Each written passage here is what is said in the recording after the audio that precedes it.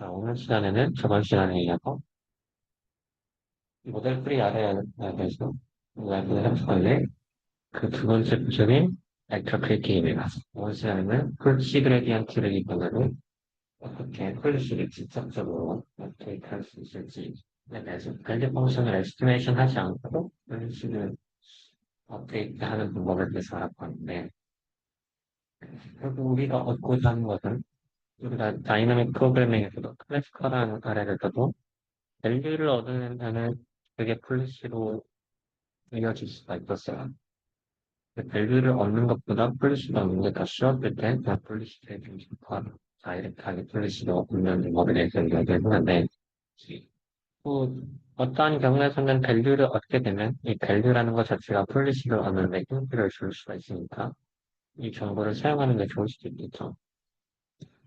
러닝 프레임워크에서 우리가 뉴럴 네트워크를 사용하면서 컨티뉴어스한 액션에서 밸류에 대해서 우리가 정확하게 argmax 그러니까 밸류 펑션을 에스티메이트 하는 순간 뭐 DQN처럼 V나 Q를 에스티메이트 하는 순간 여기에서 Q를 맥시마이즈 하는 액션을 뽑기가 어려웠고 이런 측면에서 폴리시 그레디언트로 애초에 그럼 argmax라는 펑션을 오퍼레이터 자체를 뉴럴네트워크로 분시메이션 하자. 그게 폴리시 그레디언트로 폴리시 자체를 네트워크로 학습하는 형태가 되었는데, 그 기저가 됐죠. 근데 그렇게 단순히 디플레이스먼트 네트워크를 하다 보면 밸류 펑션이라는 중요한 정보를 우리가 안 사용하게 되는 거잖아요. 트래픽에서는 폴시 그레디언트를 하는데 밸류 펑션을 전부 다 활용하자. 의 과정이라고 보면 될 것 같습니다. 그래서 순서는 PPO를 다루고 그 다음에 PPO가 오플리시 액션 으로 더 넘어가는 식으로 우리가 액터 크리틱에서 먼저 배우고 액터 크리틱이 어떻게 오픈 폴리시화 되면서 더 풀프 리피션트한 알고리즘이 만들어질 수 있을지에 방식으로 넘어가도록 하겠습니다.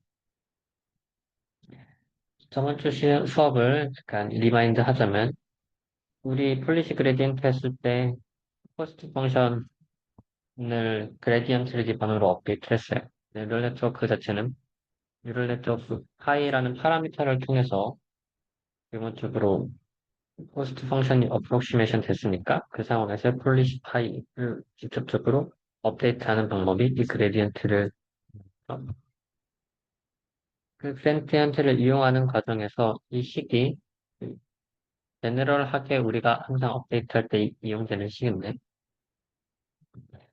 이 폴리시 그레디언트 티오렘에 대해서 데리베이션을 어떻게 하는지에 대해서 배웠었고 여기에서 함수는 로그 파이, 로그 폴리시의 그레디언트의 리얼드 투로 이게 타임 캐주얼리티에서 발생한 이슈였고, 베리언스를 줄여주기 위해서 베이스라인을 빼줬습니다. 이 베이스라인은 전체 이 그레디언트의 크기를 변화시키지 않기 때문에 어떤 베이스라인을 이용해도 상관이 없는데, 네. 그래서 우리가 전체 샘플 기반으로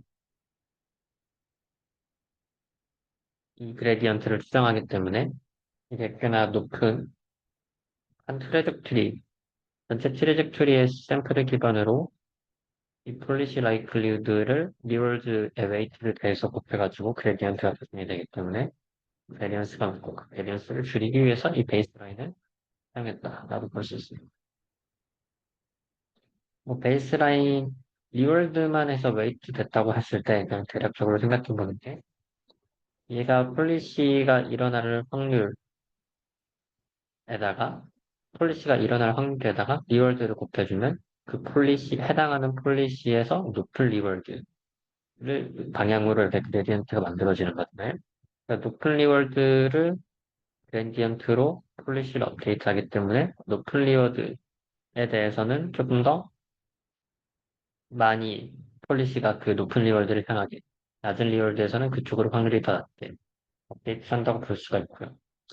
베이스라인이 에버리지라고 합시다. 에버리지라고 가정을 한다면 그러니까 평균적으로 얻을 수 있는 리워드가 베이스라인이라고 하는 평균보다 높은 것은 이게 더 큰 양수가 되니까 거기에서 확률을 높게 평균보다 낮은 것은 확률이 더 낮게 그레디언트가 얻어진다 라고 볼 수가 있어요. 또 우리가 이야기했었던 게 꼭 폴리시 그레디언트를 만들기 위해서 임포턴스 샘플링이라는 키를 사용했어요. 임포턴스 샘플링은 우리가 여기서 지금 데이터를 얻고 있는 형태에서의 expectation, 그러니까 평균 데이터를 취득하고 있는 분포가 실제 우리가 얻은 데이터 분포와 다를 때 우리가 업데이트 해야 하는 형태의 폴리시는 파이 프라임인데 얻어내 데이터를 얻었을 때의 폴리시는 파이일 때 그 데이터의 분포 차이를 어떻게 만들어주냐 그것을 반영했을 때 이 식을 곱해주면은 폴리시가 다른 형태에서의 데이터가 들어와도 얘네들을 업데이트 해줄 수가 있어요. 그러나 이 폴리시가 아예 크게 달라지면 업데이트식 자체가 결국 얘네들은 폴리시를 기반으로 기존의 폴리시의 데이터를 기반으로 업데이트가 되는데 어떠한 폴리시가 전혀 다른 형태의 폴리시를 가지고 있으면 업데이트가 더 이상 유효하지가 않는 거로 오프 폴리시를 할 수는 있지만 오프 폴리시 업데이트를 샘플링 임포턴스 웨이트 임포턴스 샘플링 기법으로 할 수는 있지만 이게 크게 벗어나지 않는 상황에서만 유효합니다.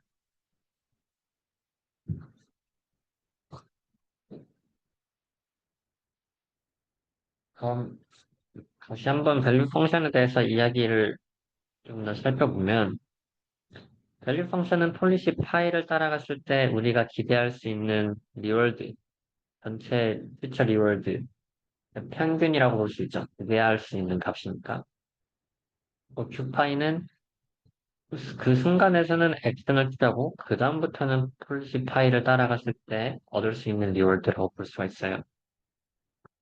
폴리시를 파일을 따라가다 보면은 굉장히 다양한 형태의 트레적지가 나올 수가 있죠. 일단 파일이라는 자체가 스토캐스틱할 수가 있어서 처음에 스테이트에서부터 파일을 따라갔을 때 다양한 액션이 나올 수가 있고 그 다양한 액션에 따라서 결과물 나오게 되는 S 프라임 그 다음 스테이트도 다양하게 나올 수 있어요.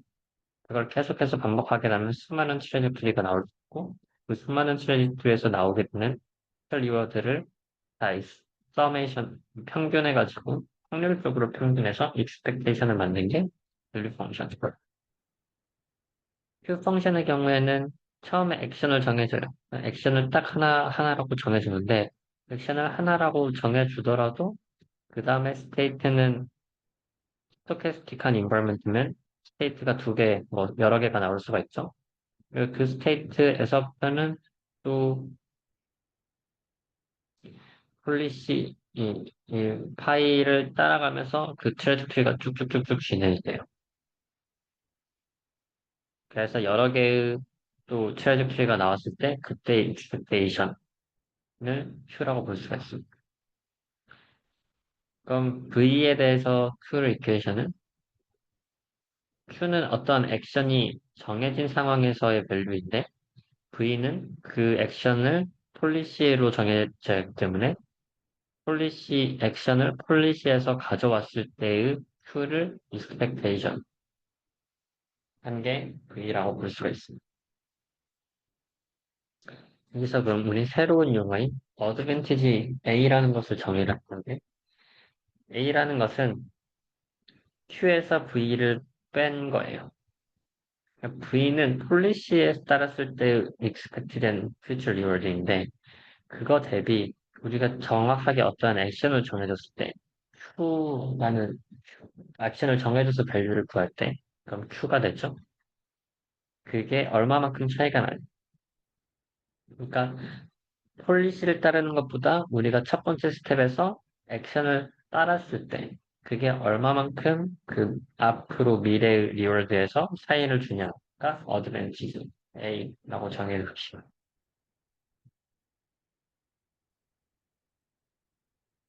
우리가 이제까지 썼었던 그레디언트 식을 다시 쓰면은 여기에서 그 업데이트하는 식이 퓨처 리월드의 베이스라인을 빼고 그 폴리시의 라이클리후드를 곱한 형태의 오프 폴리시는 아니죠. 이 온 폴리시에서 그레디언트 업데이트인데 이 퓨처 리월드의 합은 결국 Q로 모사할 수가 있어요.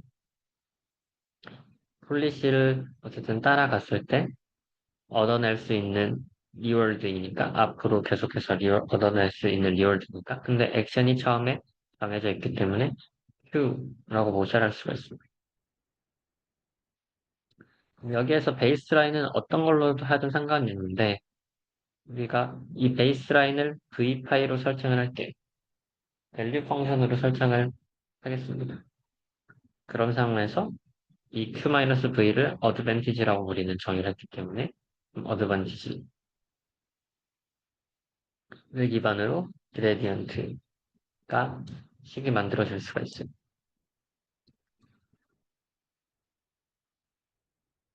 밸류 펑션을 하는 이유는 뭐 조금 더 이야기를 하겠지만 밸류 펑션을 에스티메이트 하는 게 그냥 간단하기 때문에 이걸 옵티멀하게 어떤 베이스라인이 가장 좋을지에 대해서 저번에도 이야기를 했었는데 그것을 구하는 것보다 그냥 간단하게 우리가 쉽게 알 수 있는 펑션을 베이스라인으로 잡는 게 계산적으로 효율적이라서 베이스라인은 그냥 밸류로 잡았고요.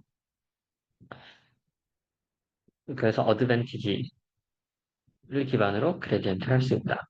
어쨌든 베이스라인을 잘 빼줬으니까 잘 빼주면은 이게 전체적인 베리언스를 줄여줘서 그레디언트 자체가 조금 더 안정화가 됩니다. 라고 볼 수가 있습니다.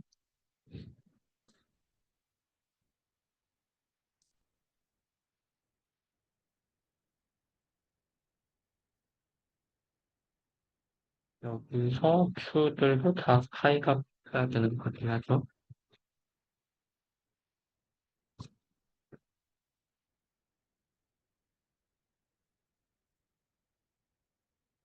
그럼 어드밴티지 펑션을 우리가 어떠한 형태로 알아내야 되는 거잖아요. 어드밴티지 펑션을 알아내야 되는데 그걸 기반으로 업데이트를 하는 거니까 어드밴티지 펑션을 어떻게 알아낼 거냐.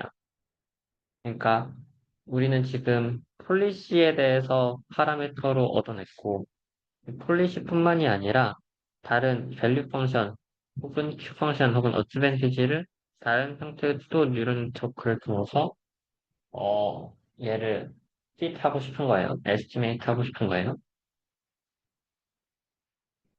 그랬을 때 V를 알아낼 거냐, Q를 알아낼 거냐, 아니면 어드밴티지를 알아낼 거냐. 이 세 가지의 선택지가 있어요.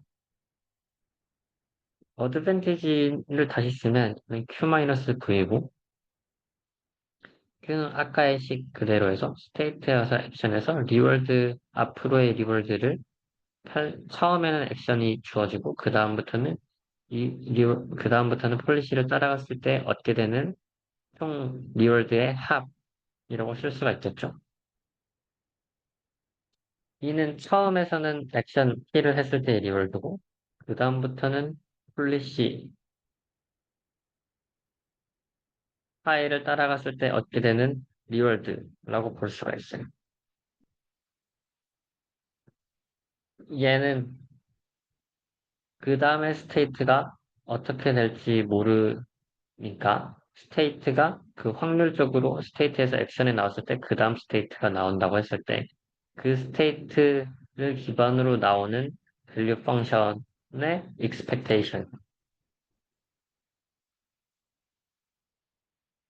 얘를 좀 간단하게 모사해서 그 다음 스테이트가 당연히 액션을 하면 여러 개의 스테이트가 나올 수가 있지만 그냥 그거를 뭐 하나의 스테이트 ST 플러스 1이 나왔다고 가정을 하고 이 expectation을 무시해서 근사해서 ST 플러스 1에서의 밸류 펑션 마이너스 현재에서의 밸류 펑션으로 근사를 합니다.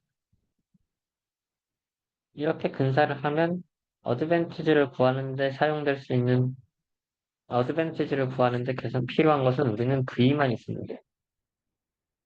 스테이트 밸류 펑션만 있기 때문에 스테이트 밸류 펑션을 알아내도록 합시다. 그 스테이트가 있으면 얘를 뉴럴 네트워크 세타 파라미터를 통해서 스테이트 밸리데이션 V를 알아내보자 할게요.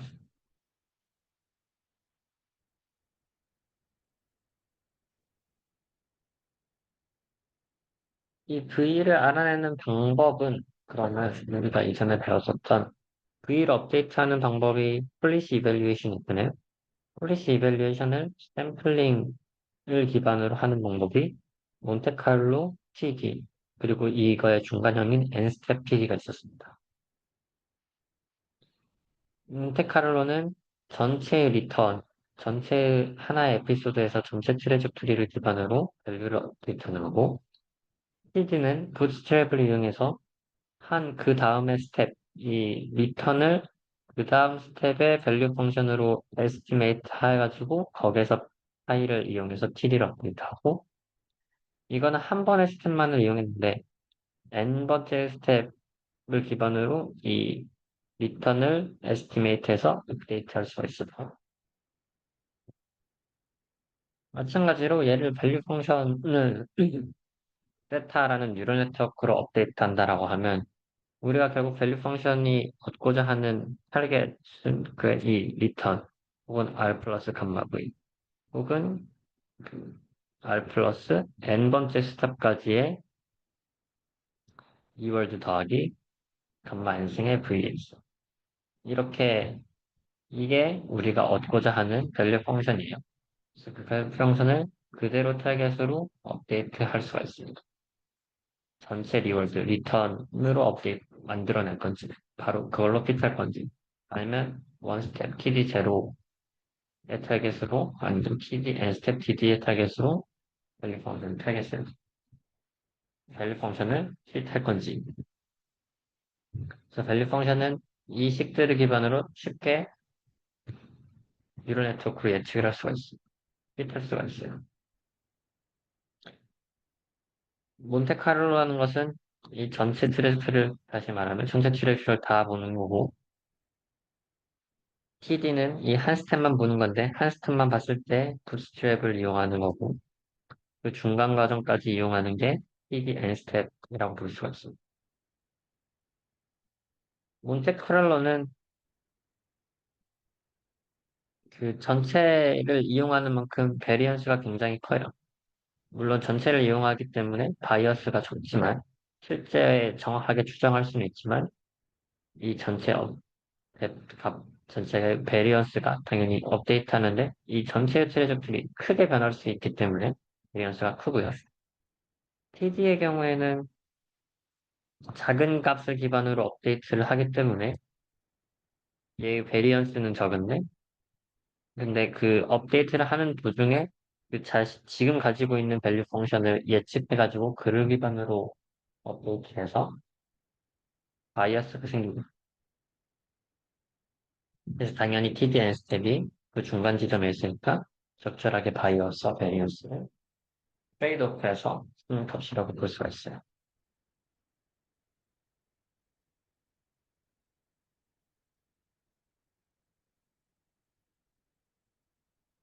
그래서 액터 크리틱에서 우리가 밸류 펑션을 이렇게 얻을 수 있으니까 얻어내면은 밸류 펑션으로 밸류 펑션을 얻어내고 그 다음에 폴리시 그레디언트를 하자. 이 액터 크리틱의 기본적인 아이디어인 거고요.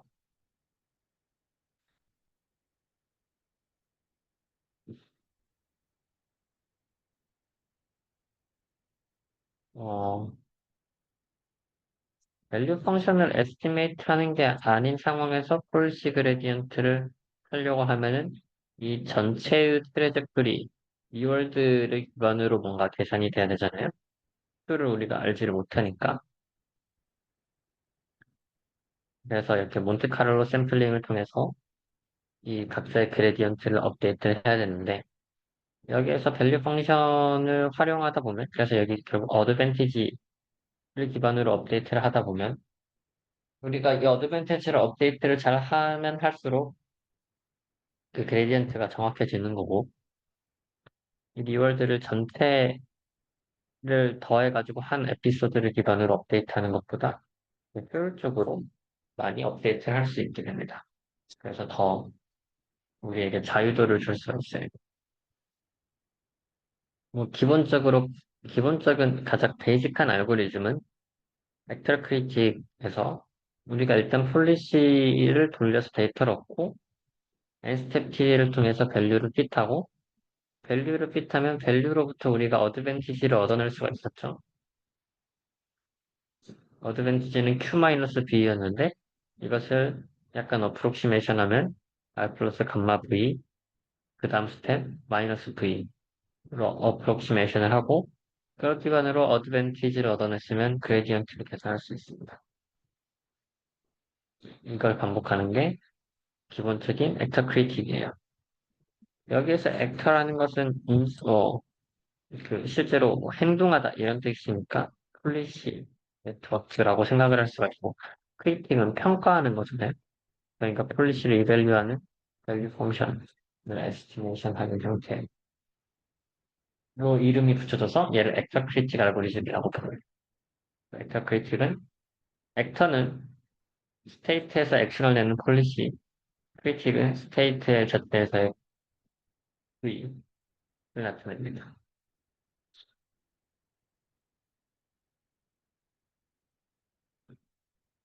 둘 다 인풋을 스테이트로 갖고 있기 때문에 공통된 정보를 활용할 수도 있어요. 그러니까 액터를 활용하는데, 그리고 크리틱을 활용하는데 얘네들이 비슷한 정보를 가지고 있을 수도 있고 다른 정보를 가질 수도 있어요.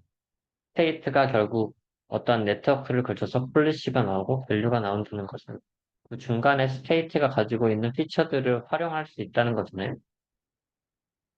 근데 그 활용하는 상황이 뭐 뭔가 도움이 될 수가 있다고 하면은 네트워크를 하나로 통일해서 사용할 수가 있어요.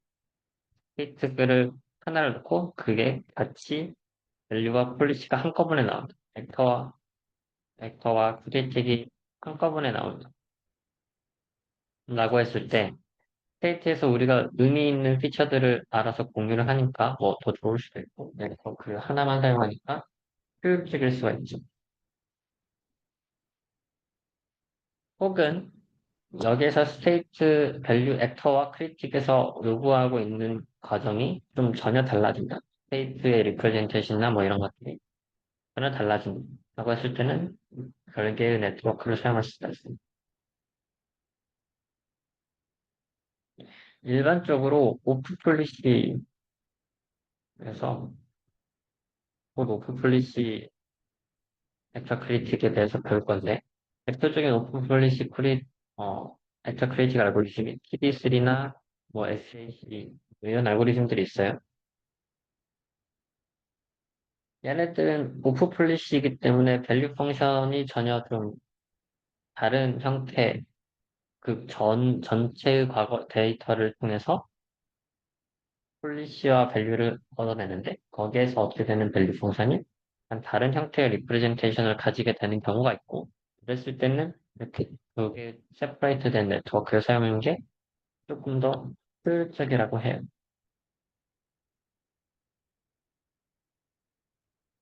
쉐어드 네트워크를 디자인한 경우는 뭐 우리가 PPU나 AFC 같은 발라 이러한 엔터프리틱 알고리즘들을 사용할 때는 얘네들이 얘네들도 PPU도 약한 오프 분리시이긴 하지만 네, 공통된 상황에서 얘는 바로 온 폴리시와 비슷한 식으로 업데이트가 되거든요. 그런 측면에서 같은 스테이트의 피처를 공유하는 게 효율적이라고 합니다. 일반적으로는.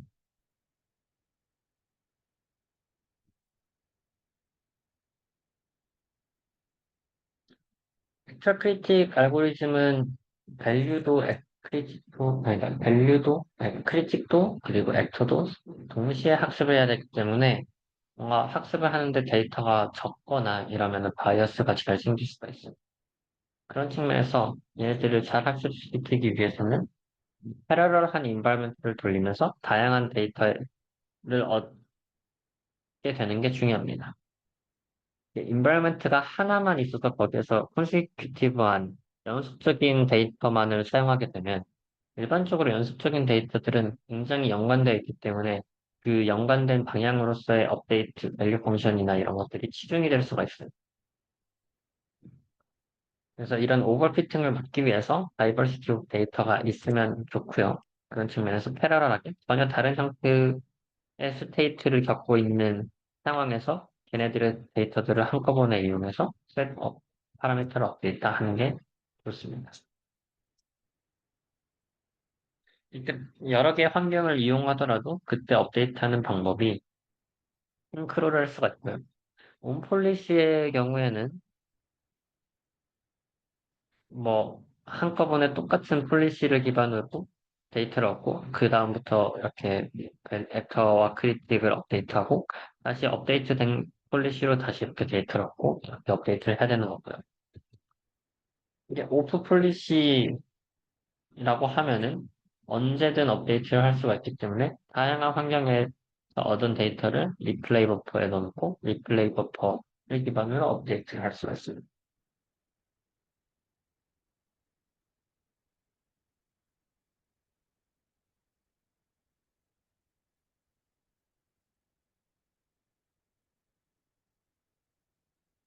그래서 이 온 폴리시가 있고 얘는 폴리시가 지금 현재 진영에서 업데이트 되는 게 있고 이게 아닌 게 오프 폴리시잖아요. 또 온라인 업데이트라는 것을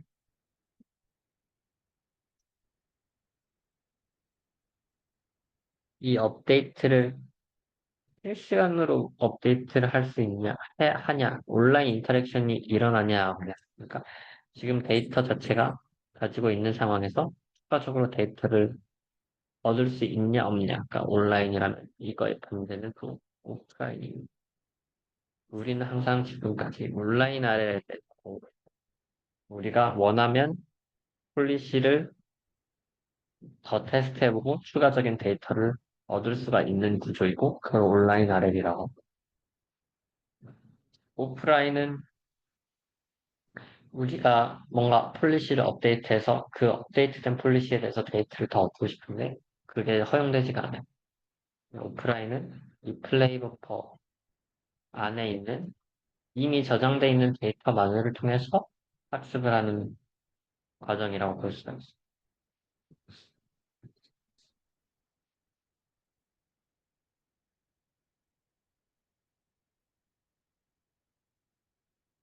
자, 액터 크리틱에 대해서 간단하게 이야기를 했는데, 이 액터 크리틱도 폴리시 그레디언트처럼 오프 폴리시로 확장이 될 수가 있어요. 확장을 하는 방법은 여기까지 3번까지는 그 전에 액터 크리틱과 똑같았고, 거기에서 우리가 마찬가지로 폴리시 그레디언트에서 썼던 것처럼 임포턴스 샘플링 테크닉을 사용합니다.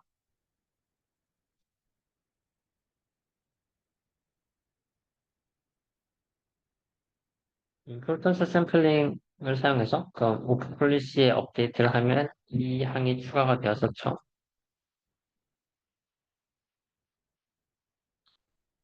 그래서 오프 폴리시 액터 크리틱을 할 수가 있는데, 근데 여기에서의 문제는 우리는 어드밴티지를 사용할 때, 이 어드밴티지가 첫 번째로 올드 폴리시에서의 어드밴티지면, 얘는 결국 밸류 펑션을 우리가 에스티메이션 하는 거잖아요.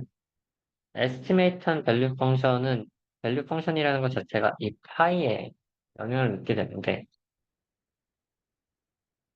그러니까 데이터를 어떤 식으로, 어떤 폴리시를 기반으로 밸류 펑션, 이게 전 진행이 됐을 때, 걔네들이 밸류 펑션이 정해지는데, 밸류 펑션이 업데이트 되면, 그러니까 폴리시가 업데이트 되면, 밸류 펑션도 거기에 맞춰서 바뀌어야 되잖아요. 근데 과거의 데이터를 이렇게 임펄트스 샘플링으로 바꿔줬다고 하더라도, 이 어드밴티지, 밸류 펑션 자체가 또 바뀌지는 않아요. 근데 얘네들은 폴리시가 업데이트되면 얘네들도 바뀌어야 되는데 바뀌지 못하니까 지금까지 계속 특정하고 있었던 어드밴티지는 바뀌지 못하니까 잊혀지게 됩니다. 그런 측면에서 단순히 폴리시 그레디언트처럼 폴리시 그레디언트처럼 단순히 이렇게 업데이트를 한다고 해서 이 문제 해결되지 않아요.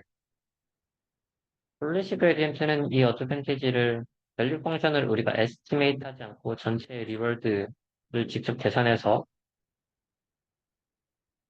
업데이트 해줬기 때문에 뭐 밸류 펑션 에스티메이션에 뒤처진다는 문제를 고려할 필요가 없다는데 웹 크리틱에서는 그런 문제가 있습니다.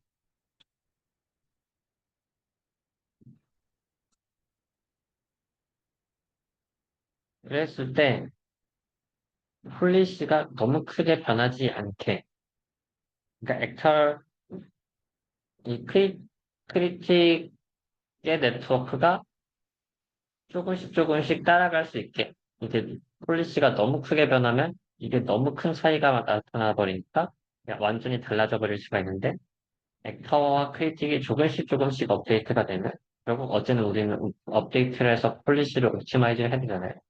근데 폴리시가 크게 변하지 않는다면 이 크리틱에 대한 네트워크도 그 전 폴리시에서 어느 정도 유효할 거고 그럼 유효한 상황에서 얘네들이 다시 업데이트가 되고 다시 폴리시도 업데이트되고 그래서 조금씩 조금씩 업데이트를 하는 식으로 하면 내가 결국은 수렴을 할 수가 있어요.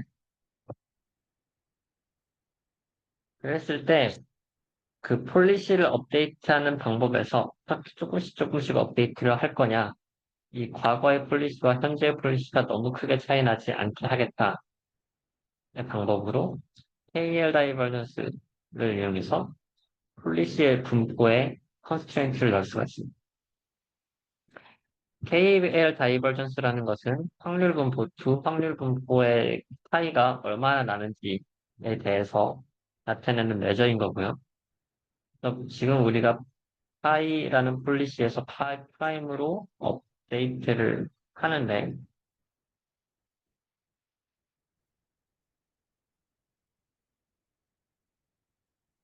그 업데이트된 폴리시가 그 전에서부터 많이 차이 수가 있게 델타만큼 차이 나게 델타보다 이하로 차이 나게 업데이트하는 형태의 컨스트레인트를 추가할 거예요.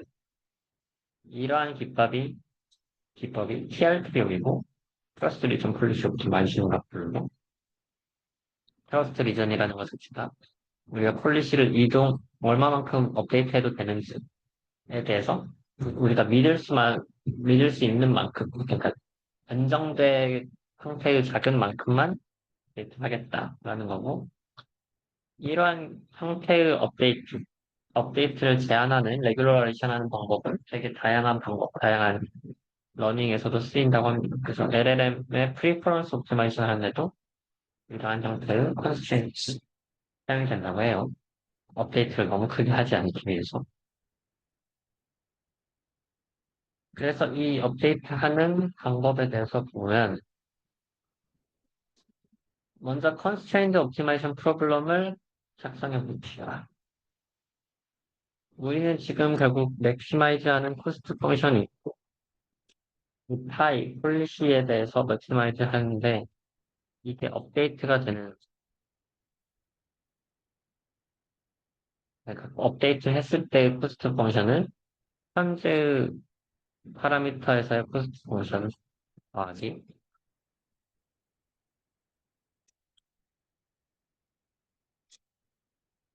1차로 얘를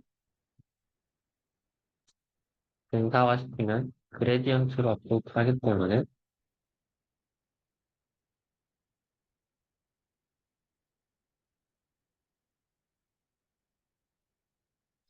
그레디언트로 업데이트를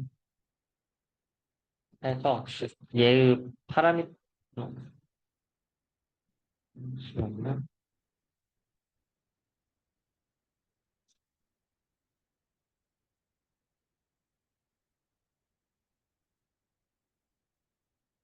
현재 코스트에서 얘는 퍼스트 오더 테일러 어프로시메이션이라고 볼 수 있죠. 그러니까 그레디언트에다 거기에 파라미터 차이만큼 그 다음에 코스트가 바뀐다. 라고 볼 수가 있어요.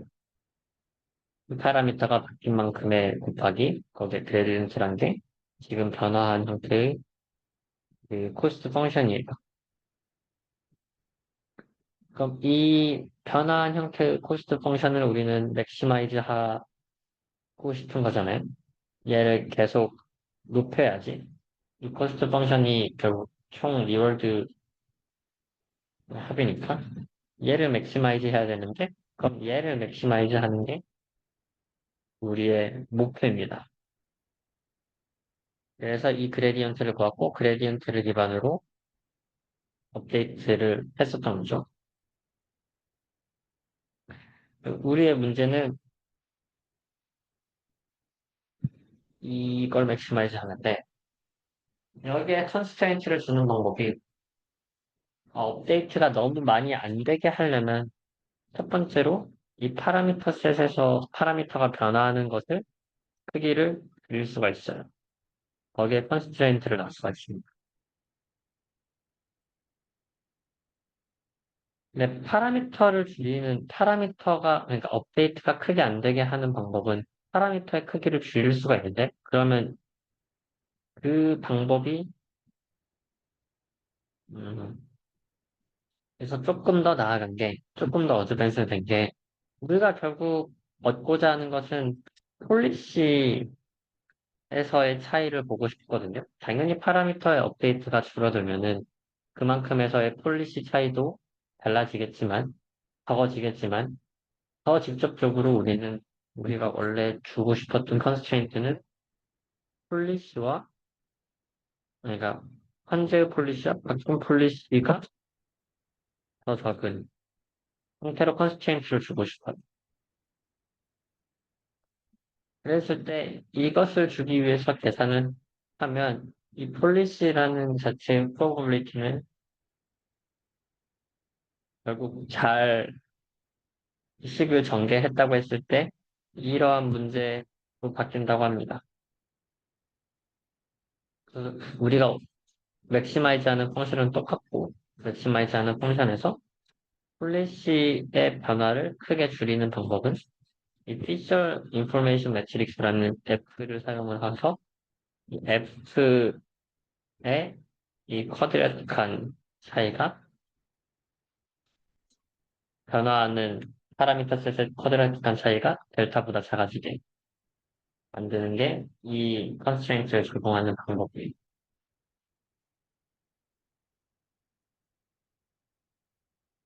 이랬을 때 이러한 이니퀄리티 컨스트레인트를 적용하는 옵티마이제이션을 컨디션을 보다 보면은 이제 결국 옵티멀리티 컨디션이 KKT 라그랑디안 컨디션으로 라그랑디안으로 유지하는 KKT 컨디션으로 옵티멀리티를 만들어낼 수가 있는데 결국 업데이트식은 이렇게 결정이 된다고 합니다. 이러한 알고리즘을 내추럴 폴리시 그레디언트라고 불러요.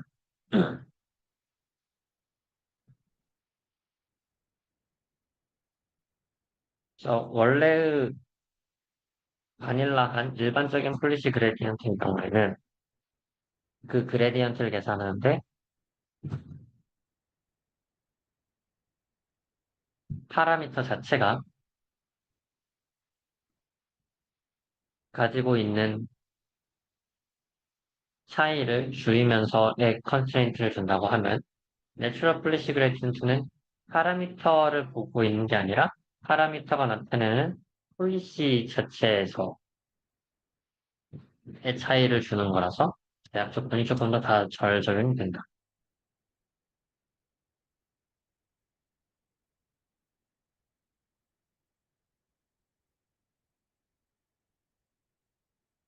이거에 조금 더 디벨롭된 아이디어로 TRPO를 볼 수가 있습니다. 여기에서 TRPO의 옵티마이제이션 프로블럼도 그 전과 똑같아요. 우리는 결국 맥시마이즈 하고 있는 코스트를 더 증가시키는 텀을 맥시마이즈 하는 형태의 파라미터 셋을 찾고 싶은 문제인 거고요. 이, 이 KL 폴리시와 현재 파이로 가지고 있는 폴리시와 업데이트된 폴리시의 차이를 줄이고 싶은 거예요. 걔네들을 컨스트레인을 주는 것은 이것까지도 똑같고, 그, 여기에서 이 KL이 이렇게 써지는데, 이게 결국 그 전의 과정과 똑같습니다. 피처 매트릭스를 이용해서 폴리시의 KL 다이버전스를 얻어낼 수가 있어요. TRP에서는 어떠한 차이가 있냐면 그 전에 내추럴 폴리시 그레디언트에서는 F의 인버스를 그대로 사용을 하였고 거기에서 업데이트되는 러닝 레이트를 알파를 우리가 임의로 지정을 해줬는데 TRPO에서는 이 업데이트되는 에타를 이 KL 다이버전스를 만족시킬 수 있도록 업데이트되는 때 이 컨스트레인트를 잘 만족시킬 수 있는 형태의 러닝 레이트를 계산했어요. 트러스트 리전이라는 게 이 KL 다이버전스를 만족할 수 있는 트러스트 리전이 있고 그 트러스트 리전에 의해서 러닝 레이트가 결정이 된다. 그 러닝 레이트를 결정하는 식이 이거다. 라는 게 TRPO의 차이. 업데이트하는 방향, 사실상 내추럴 폴리시 그레디언트와 똑같이 이루어지지만 그 업데이트하는 크기를 트러스트 리전에서만 하겠다. 라는 게 TRPO입니다. 이 식이 굉장히 러닝 레이트도 그렇고 뭐 이런 것들이 좀 굉장히 복잡하고 이 자체가 KL 다이버전스를 기반으로 업데이트가 되기 때문에 얘는 non convex optimization 문제이고요. 그래서 푸는데 좀 오래 걸릴 수가 있습니다. 푸는데 오래 걸리기 때문에 얘를 좀 간단한 방법이 비슷한 아이디어처럼 사용하지만 간단하게 얘를 임플리멘테이션 잘한 게 PPO라고 볼 수가 있고 일반적으로 사람들은 TRPO보다는 PPO를 써요. TRPO는 이 업데이트하는 방식에 대해서 수학적인 데리베이션이 잘 리즈너블하게 만들어졌다 라는 알고리즘으로 생각하면 될 것 같고 얘를 프랙티컬하게 잘 되게 만들자 계산하는 게 복잡하니까 PPO라고 생각을 하면 돼요. TRPO를 직접적으로 구현하기가 어려운 이유가 이 러닝 레이트를 이렇게 계산을 하기가 어렵고요. F의 인버스, 이 피처 인포메이션의 매트릭스의 인버스를 계산하는 것도 계산 과정이 좀 큽니다.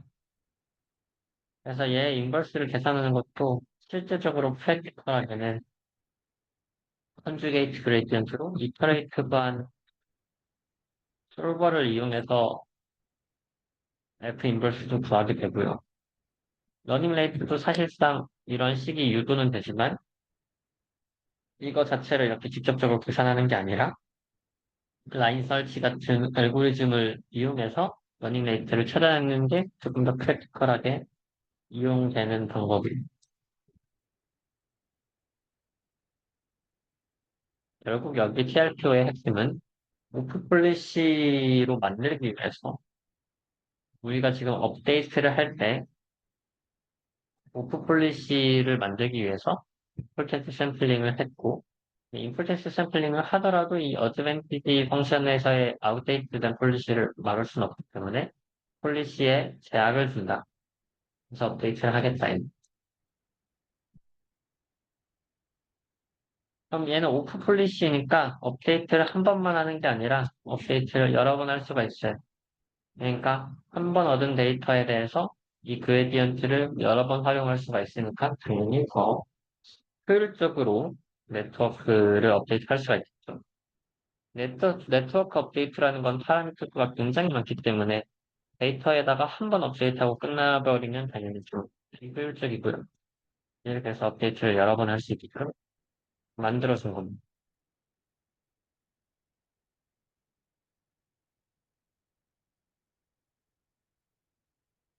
CRPO가 약간 폴리시 업데이트 되는 양을 조절해서 컨스트레인트를 넣었다면 PPO는 훨씬 조금 더 간단한 방법으로 인센티브를 떼는 방법입니다.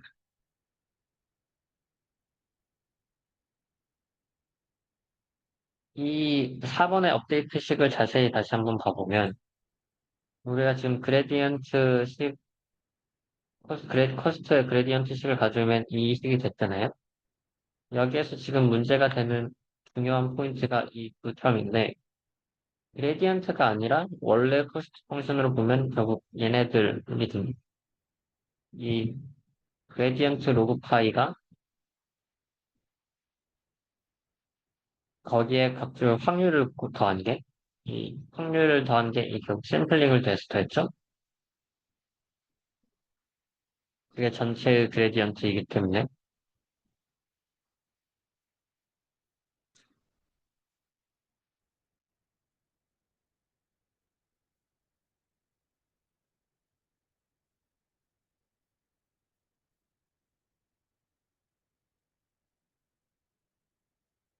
그래서 우리가 지금 음,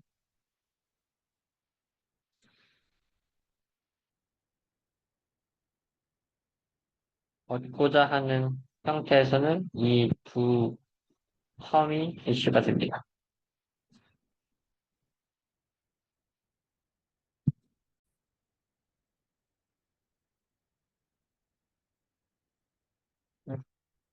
여기가 조금 헷갈리는데, 얘의 그레디언트가 있잖아요. 우리는 지금 그레디언트를 기반으로 이 식이 만들어졌는데, 원래 이 그레디언트를 만들기 전까지의 코스트 펑션, i 프라임은 우리는 결국 맥시마이즈 하는 형태의 리월드라고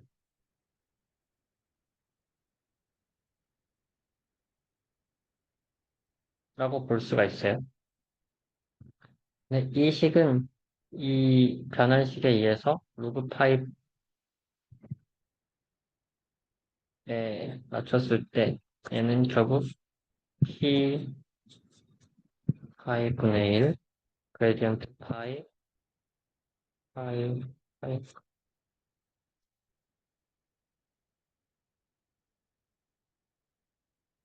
g SI라고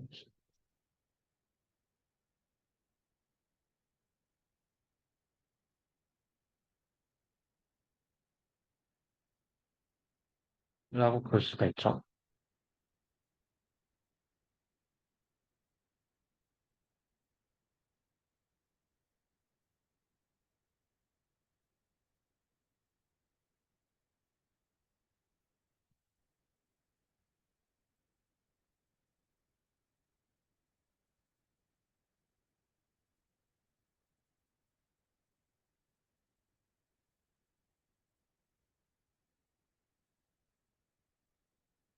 얘에서의 그레디언트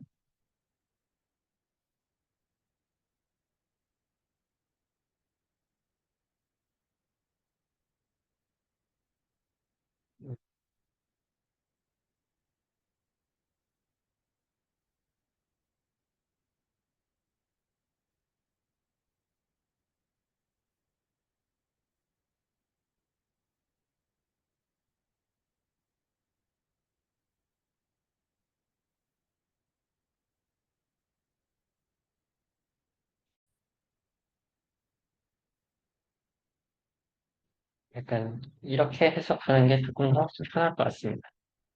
우리가 맨 처음에 이 폴리시 그레디언트 티오렘을 만들기 위해서 사용했던 식이 이 데리베이션에서 이렇게 가져왔어요. 처음에 우리는 리월드를 다 서메이션한 리턴을 기반으로 J를 정의를 했고 여기에서 그레디언트를 하는데 이러한 스킬을 사용했었잖아요. 그래서 최종적으로 나온 게 이 J에 대한 그레디언트가 그레디언트 로그 파이의 리턴이라고 볼 수 있었습니다. 근데 여기에서 조금 더 나아가서 이 여기에다가 마이너스 베이스 라인을 해줘도 되는 게 어차피 그레디언트가 크게 변하지 않았으니까 그리고 이 리턴이 Q로 됐고 베이스 라인이 V가 돼서 결국 이게 어드밴티지가 됐어요. 거기에다가 추가가 된 게 여기에서의 오프 폴리시 텀을 추가해서 파이 프라임 파이인가요? 이게 추가가 됐다고 볼 수가 있잖아요. 파이분의 파이 프라임이네요. 그래서 이 추가가 된 것들이 결국 이 그레디언트로부터 이게 나왔는데 그럼 얘를 다시 리버스하게 만들면 오리지널 코스트 펑션은 얘네들을 기반으로 이렇게 만들어질 수가 있습니다. 오프 폴리시에 대해서, 그리고 어드밴티지에 대해서, 원래 오리지널 호스트 펑션을 복원한 게 이렇게 돼요. 얘를 우리는 서로게이트 오브젝티브라고 부릅니다. 서로게이트 오브젝티브를 보면, 어드밴티지에다가 그 폴리시가 나오게 되는 확률을 곱했다고 볼 수가 있어요.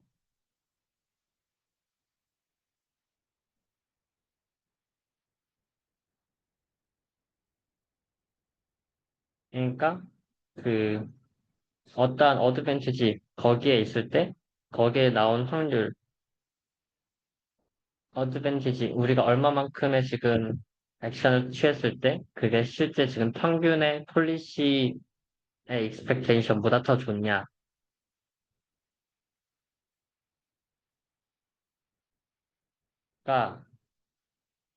그 폴리시 그 액션이 나오게 되는 확률의 곱이라고 볼 수가 있는데 여기에서 이 확률의 곱이 결국 이만큼의 이 어드밴티지를 인센티브 해주는 거잖아요. 웨이트도 되는 거니까. 확률에 대해서 웨이트 되는 건데, 이 importance weight을 어떤 특정한 값으로 잘라줍니다. 오프 폴리시, 그러니까 이게 폴리시가 굉장히 달라지게 되면, 굉장히 달라지는 거에 따라서 이 값의 크기가 엄청 커져요. 폴리시가 달라졌을 때 얘네들은 전체의 트레저토리에 대해서의 확률이 계속 높아져가지고 엄청 큰 값대로 어떠한 특정한 리월드가 컸을 때, 어드밴티지가 컸을 때 그쪽으로 쏠리게 되는 경향이 있는데 그 쏠리게 되는 그쪽 방향으로 업데이트되는 큰 값을 특정 값으로 잘라줍니다. 이 클립이라는 함수는 이 밸류를 이 밸류가 1 마이너스 입실론보다 작아지거나 1 플러스 입실론보다 커지면 1 마이너스 입실론을 사용하거나 1 플러스 입실론을 사용한다는 거예요. 그러니까 이걸 A라고 했을 때 이 A의 밸류가 1 마이너스 입실론보다 작아지면은 A를 그대로 곱해주는 게 아니라 1 마이너스 입실론을 곱해주는 거예요. A가 1 플러스 입실론보다 커지면 그러니까 A의 범위가 1 마이너스 입실론 1 플러스 입실론이고 A가 여기가 나오면 얘를 이걸로 만들어줘. A가 여기가 나오면 얘를 이걸로 만들어줘. 그래서 A의 전체 범위를 여기 범위로 잘라주는 함수입니다.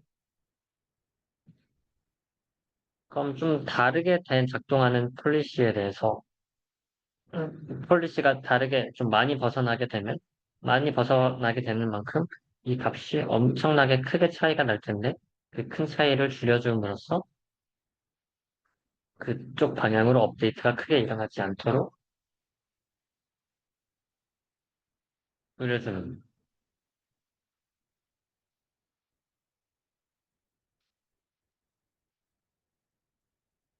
거죠. 코스트 펑션이 결국 이거이기 때문에 이 코스트 펑션을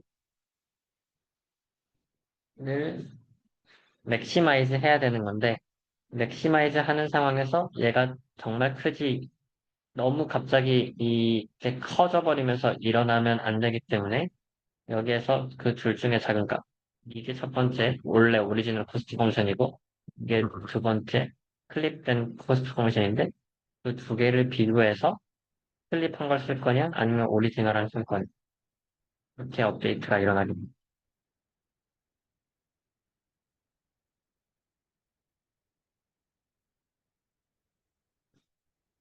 또 두 번째로 PPO에서 사용되는 트릭 중에 하나가 GA, Generalized Advantage Estimation이라는 걸 사용을 하는데요. 우리가 밸류 펑션을 핏할 때 몬테카를로나 부스트래핑이나 아니면 엔스텝디디를 사용을 했어요. 근데 몬테카를로는 베리언스가 크고 바이어스가 작고 부스트랩은 그러니까 그 부스트래핑 그 TD 제로는 바이어스가 큰 대신 베리언스가 작고 그 애매한 관계가 있어서 그것을 엔스텝디디로 적자의 트레이드 오프를 했잖아요. 여기에서는 nstep td로 트레이드 오프라는 게 아니라 부스트래핑, nstep td와 몬테카를로를 모두 다 같이 사용하는 거. nstep td를 사용했을 때 그 V가 이렇게 되고 그 V에 따라서 어드밴티지가 당연히 계산이 될 수가 있겠죠. nstep td의 V에 맞춰서 어드밴티지가 계산이 되는데 여기서 generalized advantage estimation이라는 것은 n스텝 TD에서 첫 번째 스텝, 두 번째 스텝 해서 무한대 스텝까지 가는 이 무한대 스텝까지의 어드밴티지는 결국 몬테카를로예요.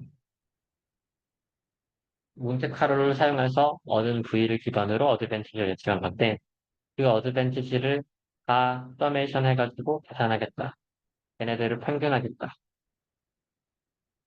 그럼 각 스텝의 TD에 대해서 모두 그것들을 이용해서 어드밴티지를 이용하니까 베리언스나 바이어스를 알아서 적절히 트레이드 해준다.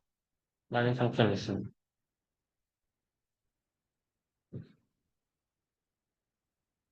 PPO와 TRPO에서는 그 폴리시하는 업데이트를 피셔 인포메이틱스를 기반으로 우리가 직접 폴리시 차원에서의 확률 분포를 컨스트레인트를 줬다라는 반면 PPO에서는 업데이트하는 과정에서 폴리시가 큰 차이 나면은 크게 업데이트 되는 것을 막아준다. 라는 방식으로 TRPO랑은 좀 다르지만 똑같이 업데이트하는 데 제약권을 주고요. 거기에 뭐 추가적인 아이디어가 들어갔고요. 그래서 PPO 알고리즘이 뭐 똑같이 만들어지는데 여기 스타일은 어드밴티지를 계산하는데 제너럴라이즈드 어드밴티지를 썼다. 그리고 클립 서로게이트 오브젝트를 기반으로 오브젝트 그레디언트를 한다. 라는 차이가 있습니다.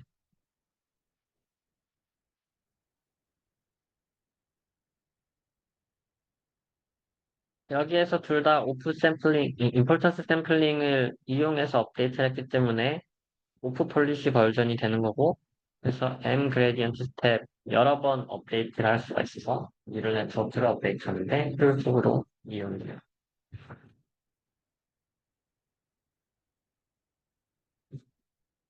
자, 조금 더 나가서 우리 리플레이 버퍼를 이용하는 형태의 오프 폴리시 애터크리티에 대해 보도록 합시다.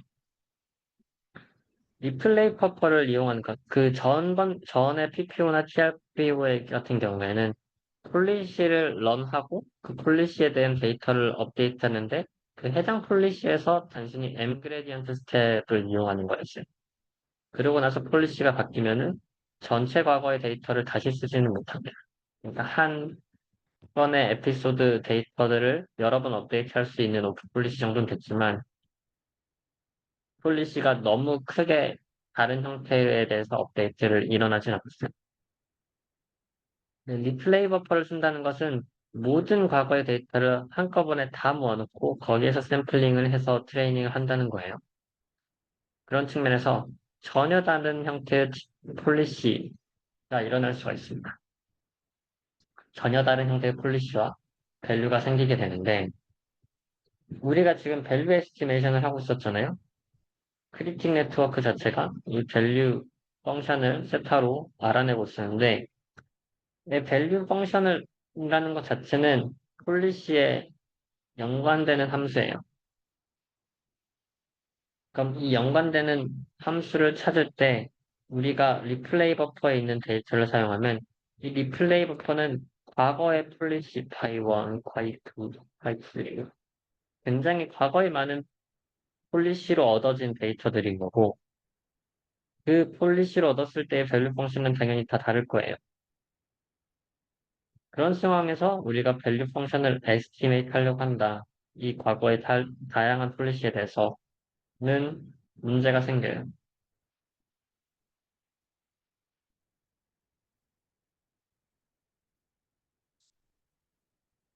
그랬을 때 이 문제를 해결하기 위한 방법으로 우리는 밸류 펑션을 에스티메이트 하는 게 아니라 스테이트 밸류 펑션이 아니라 스테이트 액션 밸류 펑션 Q를 에스티메이트 하기로 합니다. Q를 estimate 할 때의 장점은 그냥 우리가 원래 그 전에 폴리시 액터 크리틱 알고리즘을 그대로 가졌을 때 V를 Q로 바꿨거든요.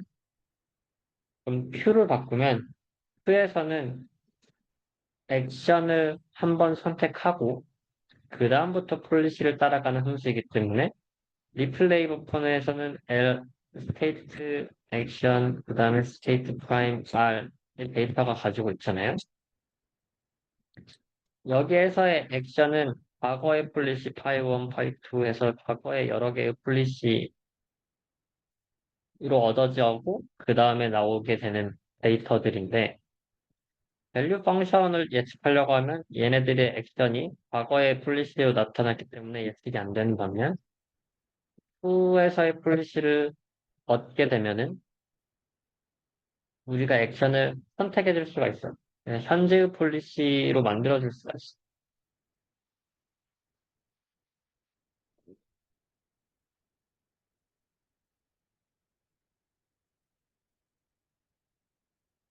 무슨 말이냐? 여기에서 업데이트 할 때 사용되는 타겟에서는 그 다음 스텝과 그 다음 액션이잖아요.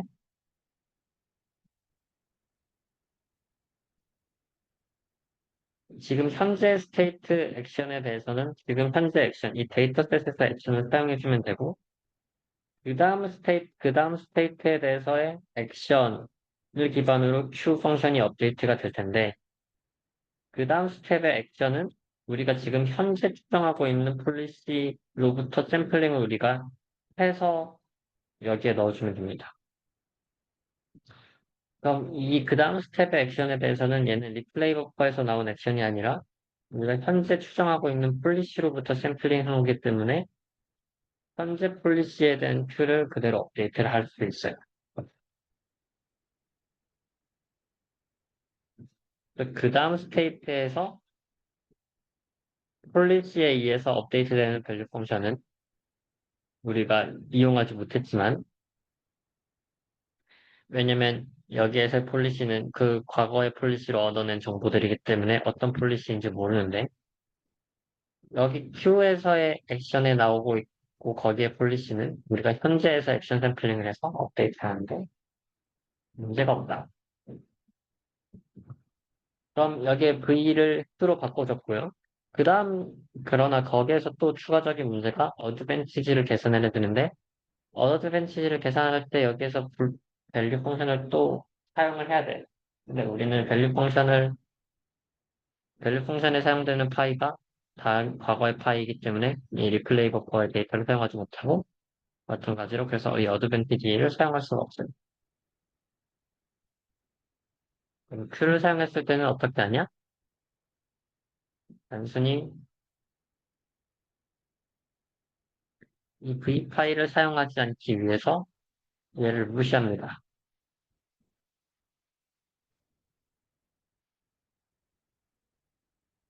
그래서 AI 프라임은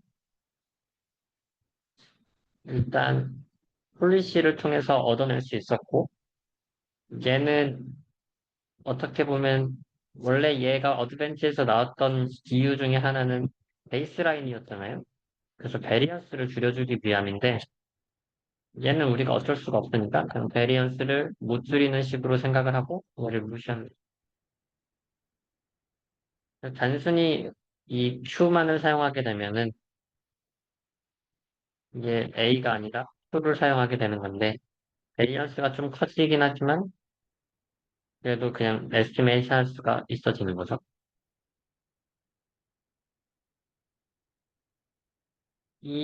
그럼에도 불구하고 이게 가능한 이유 중에 하나는 리플레이 버퍼를 통해서 전체적으로 계속해서 과거의 데이터를 사용해서 더 많은 배치로 데이터를 업데이트하기 때문에 과거의 경험을 많이 이용해서 업데이트를 하는 만큼 베리언스가 큰 거가 어느 정도 완화가 돼요. 완화가 된다고 해요.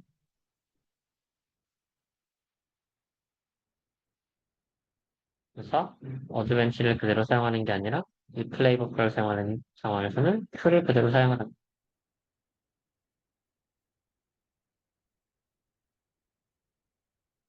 그렇게 하면 더 명확한 전체 데이터셋을, 과거의 데이터셋을 모두 사용하는 형태의 크리닉 알고리즘을 만들어낼 수가 있고요. 어쨌든 우리는 과거의 데이터셋을 이용해서 업데이트를 하기 때문에 이 또 폴리시 자체로부터 우리가 트래젝토리가 변화하지 않는 형태의 문제가 있어서 지금 여기에서 업데이트하는 식들은 우리가 뭔가 폴리시에 따라서 들어가는 트래젝토리가 아니라 그냥 과거의 폴리시에 따라가는 트래젝토리라서 스테이트가 이 폴리시에 맞춰서 움직인 게 아닌 현재 스테이트에서 업데이트된 게 아니라는 문제가 있는데 이거는 뭐 우리가 어쩔 수가 없어서 그냥 받아들이는 어떤 측면에서 좋은 것은 우리는 옵티멀 폴리시를 파악하는 얻고 싶었었던 문제였지만 원래 스테이트가 폴리시를 따라갔을 때 가다간 트래젝토리에 맞춰서 옵티멀 폴리시를 따라가고 싶었지만 그게 아니라 다른 형태의 폴리시를 따라가서 발생하는 스테이트에 대해서도 업데이트를 하는 거기 때문에 조금 더 넓은 분포에서 거기에서 옵티멀 폴리시가 뭔지를 알아내는 문제라고 볼 수가 있습니다.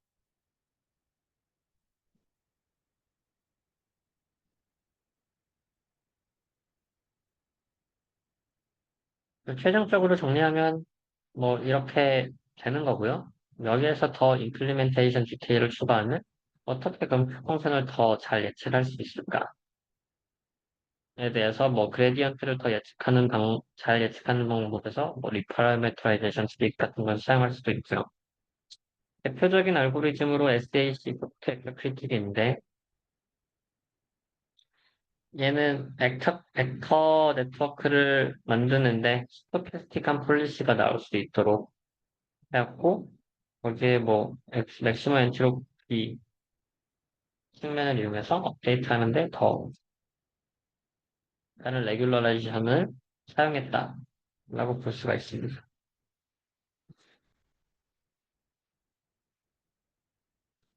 대표적인 기본적인 첫 번째 버전인 오프 폴리시 알고리즘, 임포턴스 샘플링을 했던 알고리즘이 PQ, TRP고 있고 전체 데이터를 써서 리플레이 버프라는 게 SAC라고 볼 수 있는데 당연히 리플레이 버프를 쓰는 만큼 전체 과거 데이터셋을 다 사용할 수 있으니까 데이터 샘플의 관점에서는 이피센트합니다.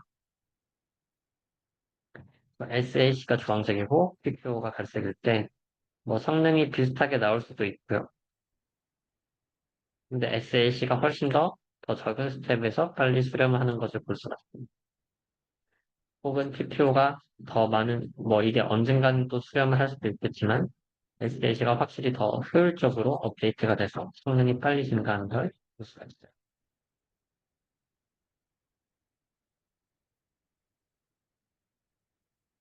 하지만 전체 데이터를 사용할 수 있는 만큼 이상한 업데이트도 많이 당연히 될 거잖아요. 업데이트가 최신의 폴리시와 최신의 밸류 펑션으로 업데이트가 되면 좋은데 그게 아니라 전체 데이터로 업데이트를 하기 때문에 하이퍼 파라미터를 하는데 튜닝이 더 신경이 쓰이고 스테이빌리티가 적다. 그래서 일반적으로 우리가 하는 상황에서는 PPO를 많이 스테이블하게 알고리즘을 업데이트할 수 있어서 PPO를 사용하는 경향이 있습니다.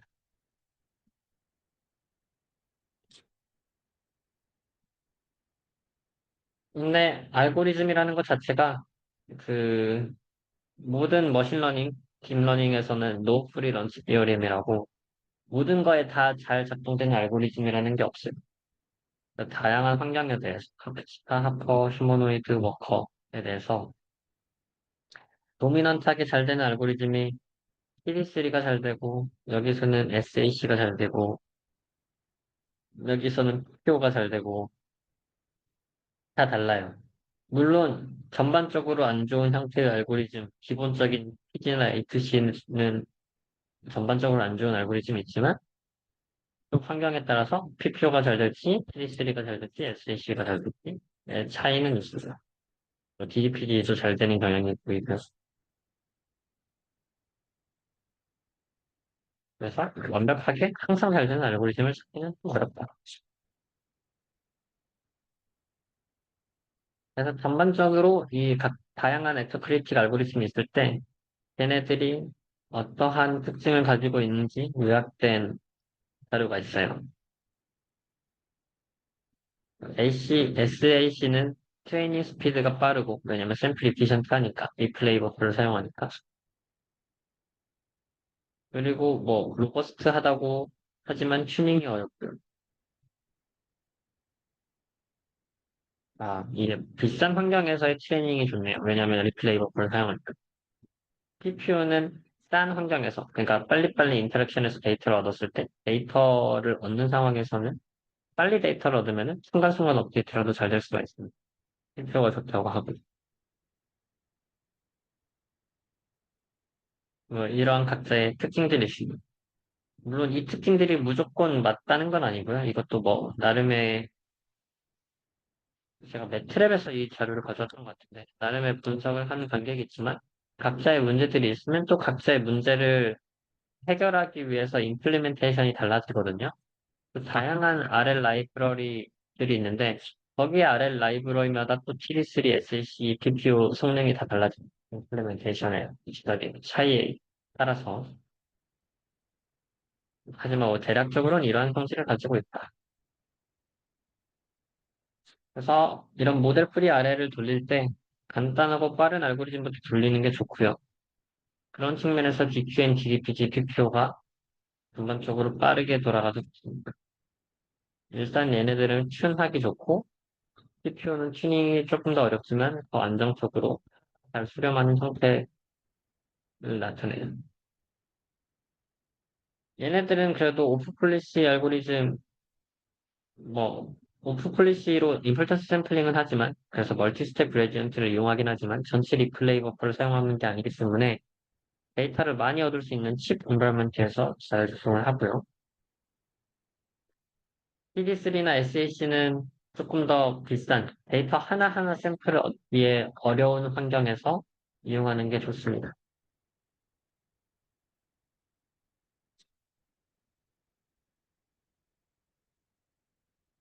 말했듯이 라이브러리나 우리가 작성하는 알고리즘에 따라서 임플리멘테이션 디테일에 따라서 엄청난 차이가 발생할 수 있기 때문에 시작은 검증된 형태에서 하는 게 좋다.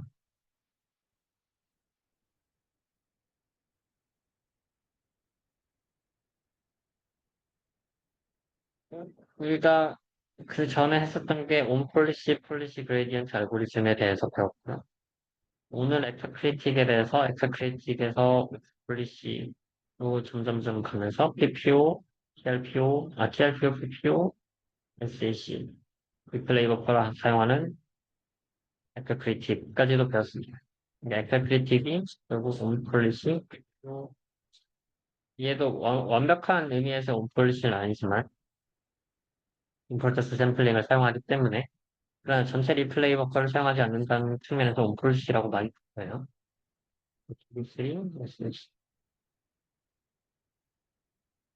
이렇게 사용이 되고 있습니다. 얘네들은 샘플 이피션트 한다는 측면에서 이렇게 볼 수가 있죠. 샘플 이피션트 한다는 것은 우리가 인바이먼트에서 데이터를 몇 개나 출력할 수 있냐. 당연히 오픈폴리시로 가능하고 이 오픈폴리시 큐런이 이게 아니면 거기에서 더 만들어내는 게 모델 베이스드 기반이에요. 이건 딥러닝을 통해서 모델 베이스드 RL 하는 거고 모델 베이스드에서 딥러닝을 하지 않고 쉘로우 RL 뭐 이게 맨 처음에 모델 베이스드 RL인데 그거 같은 알고리즘이 있어요. 이렇게 점점점 모델을 간소화시키고 전체 데이터셋을 모델을 간소화시켰고 여기서는 데이터를 오프 폴리시로 만들어서 리플레이 버퍼로 전체 과거 데이터를 사용했고 이랬을 때는 더 적은 샘플을 이용해서 업데이트가 가능한 거고요. 폴리시 그레디언트로 가서 PPO로 가고 뭐 점점 더 복잡해지는 형태로 만들어 가면은 알고리즘 자체가 옵티마이즈를 하기가 어려워서 이피션트 데이터는 더 많이 필요한 형태가 됩니다. 여기서 그레디언트 프리 알고리즘을 사용하게 되면은 그레디언트라는 게 업데이트를 더 효과적으로 해주는 건데 더 효과적으로 못하게 되니까 더 많은 업데이트 샘플이 필요하게 되는 거죠. 그래서 뭐 제네틱 알고리즘, 이볼루셔널 알고리즘 이런 것들이 더 샘플을 많이 필요로 합니다. 근데 이거는 뭐 일반적인 트렌드이고요. 여기에서의 데이터 샘플 이피션트는 월클락에서 더 빠르다는 거랑은 다릅니다. 여긴 데이터가 100개 필요하고 여긴 데이터가 1000개 필요할 수 있는데, 뭐 예를 들어. 근데 데이터가 뭐 조금 덜 필요하다고 하더라도 그 데이터를 기반으로 업데이트를 하는데 시기 오래 걸리면 SAT 같은 경우는 전체 리플레이 버퍼로서 배치로 업데이트를 해야 되니까 업데이트 하는데 시간이 많이 걸릴 거잖아요. 그래서 실제 계산을 했을 때 월클락 타임으로 우리가 실제 우리의 피지컬한 타임으로 업데이트를 하는 데는 시간이 더 오래 걸릴 수도 있다.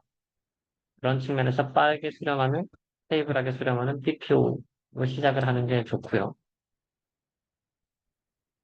그런 측면에서 실제 데이터를 많이 얻기 어려운, 뭐, 실제 실험이라든지, 이런 상황에서는 뭐, 점점점 이러한 SAC나 모델 베이스 RL, 이런 쪽으로 가는 게 맞고, 데이터를 얻기 쉬운 가벼운 환경에서는 폴리시 그레디언트로 가는 경향이 조금 더 맞다라고 볼 수 있습니다. 네, 이상으로 벡터 크리틱에 대해서 마치도록 하겠습니다. 네, 안녕하세요. 스토캐스틱 레이턴트 벡터 크리틱 줄여서 SLAC라는 논문을 소개할 이민호입니다. 이 논문은 그 고차원 이미지 입력만으로 이제 강화학습을 효율적으로 수행하기 위한 알고리즘을 제안하는 논문입니다. 이미지 기반의 강화학습에서는 두 가지의 문제를 동시에 해결해야 하는데요. 첫 번째는 레프레젠테이션 러닝으로 고차원 이미지를 이해할 수 있는 좋은 상태 표현으로 학습하는 것이고요. 두 번째는 태스크 러닝으로 앞선 상태 표현을 이용해서 실제로 정책을 학습하는 것입니다. 기존의 방식은 이 두 가지 과정을 엔드-투-엔드로 한 번에 처리했었습니다. 그렇지만 이런 방식은 학습 속도가 느리고 또 불안정하고 샘플 효율도 떨어진다는 문제가 있었습니다. 그래서 본 논문인 SLAC는 이 두 과정을 분리해서 처리하는데요. 그래서 이미지를 통해서 레이턴트 스테이트를 학습하고 그 위에서 강화학습을 진행하는 방식으로 수행합니다. 그래서 이렇게 하면 앞선 엔드-투-엔드 방식보다 빠르고 안정적으로 학습을 진행할 수가 있습니다. SLAC의 아이디어는 크게 세 가지로 요약할 수 있는데요. 첫 번째는 Stochastic Latent Variable 모델을 사용합니다. 이미지와 액션 시퀀스를 Stochastic Latent State로 압축을 해서 Observation과 Dynamics를 모두 모델링할 수 있습니다. 그리고 두 번째로는 Variational Autoencoder, 즉 VAE 구조를 사용해서 시간에 따라 변하는 레이턴트 스테이트를 학습하고요. 세 번째는 이렇게 학습한 레이턴트 스페이스 위에서 오프 폴리시 액터 크리틱 레인포스 러닝을 수행합니다. 그래서 요약하자면 고차원 이미지를 직접 쓰지 않고 레이턴트 스페이스 위에서 강화학습을 하는 것이 이 SLAC의 주된 아이디어입니다. 다음은 서론입니다. 서론은 메소드와 알고리즘에 쓰일 개념에 대한 설명입니다. 먼저 최대 엔트로피 강화학습은 기존 강화학습에서 보상뿐만 아니라 폴리시의 엔트로피도 같이 최대화하는 접근입니다. 그래서 이 대표적인 알고리즘이 소프트 액터 크리틱이고요. 이 소프트 액터 크리틱은 소프트 벨만 백업을 기반으로 하는 오프 폴리시 액터 크리틱 알고리즘입니다. 다음은 Sequential Latent Variable 모델인데요. 이미지 입력은 POMDP로 전체 관측 상황을 볼 수 있는 게 아니라 부분만 관측한 상황을 볼 수 있기 때문에 SLAC는 레이턴트 스테이트인 ZT를 도입합니다. 그래서 이러한 레이턴트 스테이트는 Variational Inference인 ELBO 최적화를 통해서 학습합니다. 이제 SLAC의 메소드를 보겠습니다. 핵심은 Control as Inference라는 프레임워크를 사용한다는 것인데요. 여기서 OT라는 확률 변수를 도입합니다. 이 변수는 t 시점에 행동이 최적인가를 나타내는 변수입니다. 그리고 화면의 두 번째 줄의 수식과 같이 정의할 수 있습니다. 즉, 보상함수를 확률로 바꿔서 표현하는 것입니다. 그래서 이러한 학습의 목표는 관측의 가능도와 미래 행동의 최적성을 동시에 최대화하는 것입니다. 그래서 SLAC는 관측 모델과 정책을 하나의 그래픽 모델로 통합하여서 레이턴트 모델을 학습합니다. SLAC의 알고리즘은 다음과 같습니다. 먼저 리플레이 버퍼에서 샘플을 뽑습니다. 그 다음에 Variational Objective를 이용해서 레이턴트 모델의 파라미터 psi를 업데이트합니다. 여기서 사용하는 목적 함수는 JM인데요. 이 JM은 이 함수입니다. 그래서 이거는 모델 학습을 위한 손실 함수고요. 그러고 소프트 벨만 백업을 이용해서 크리틱 파라미터인 세타를 업데이트합니다. 그리고 이때 사용하는 오브젝티브 펑션은 JQ고요. 그래서 이거는 Q 함수를 학습하는 손실 함수입니다. 그리고 JQ는 이 함수입니다. 그리고 그 다음은 value 펑션 파라미터인 V를 업데이트하고요. 그리고 마지막으로 폴리스 파라미터인 파이를 업데이트합니다. 이때 사용하는 오브젝트 펑션은 j파이고요. 이 j파이는 이 함수입니다.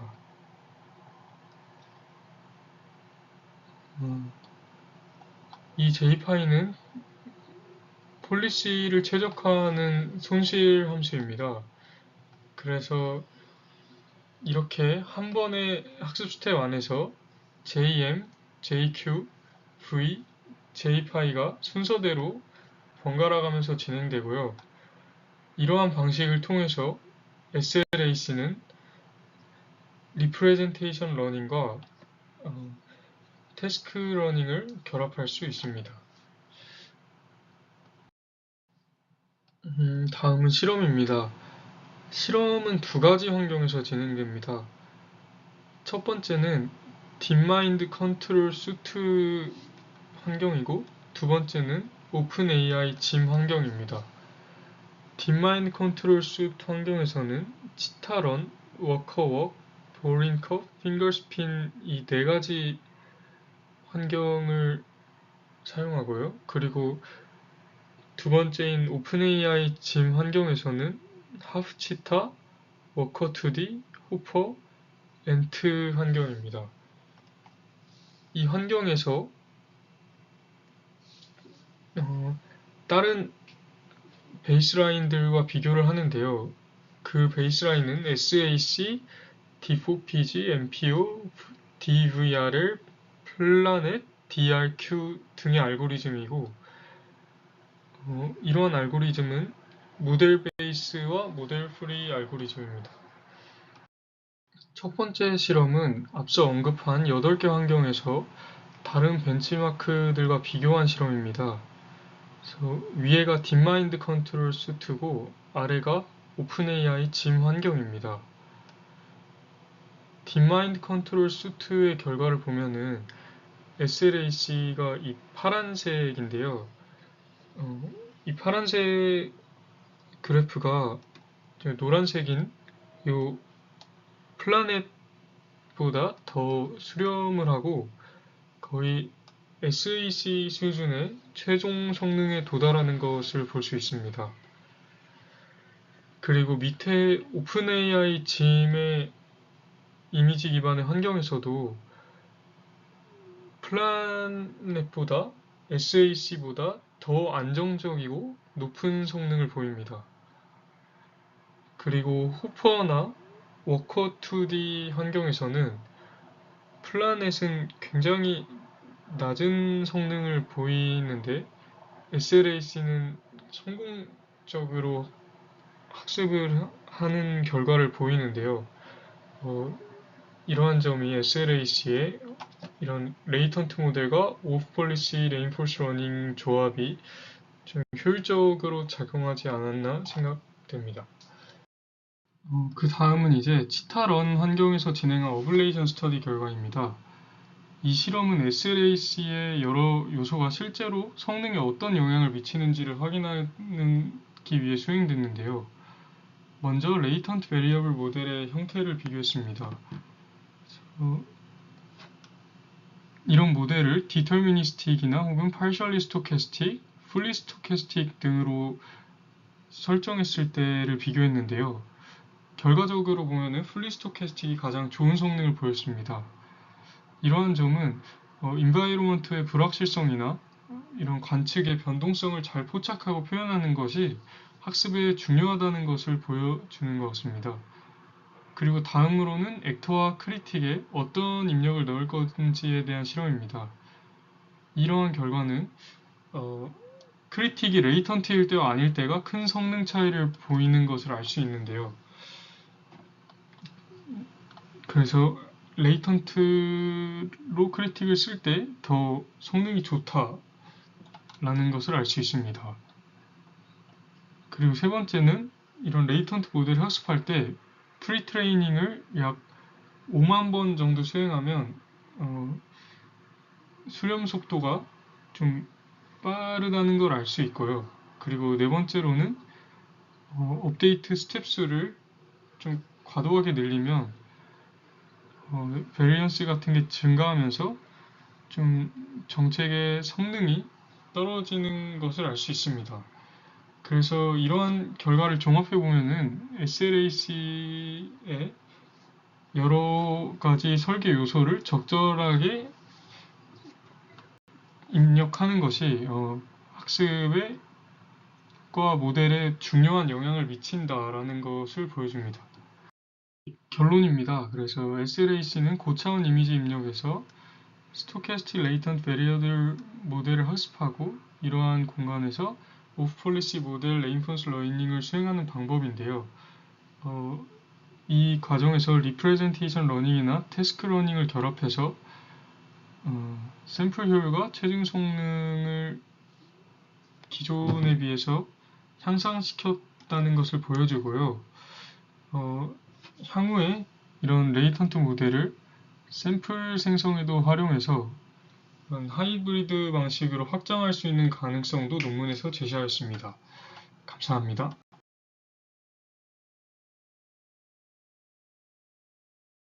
What matters for on-publicity vector critic methods on large-scale study? 논문 리뷰를 시작할 스마트 모빌리티 공학과 구준혜입니다. 그럼 시작하도록 하겠습니다.